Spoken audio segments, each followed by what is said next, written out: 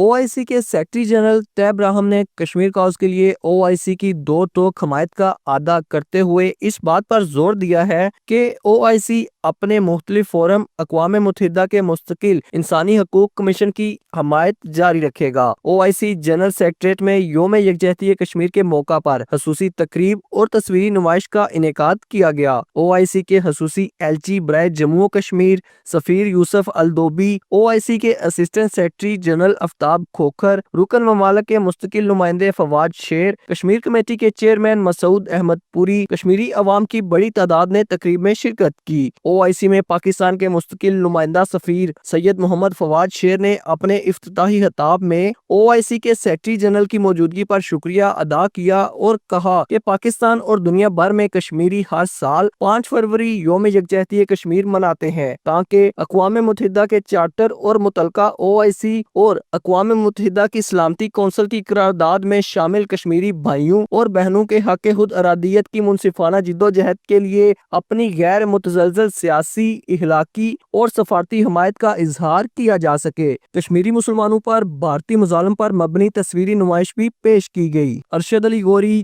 JK news, Saudi Arab.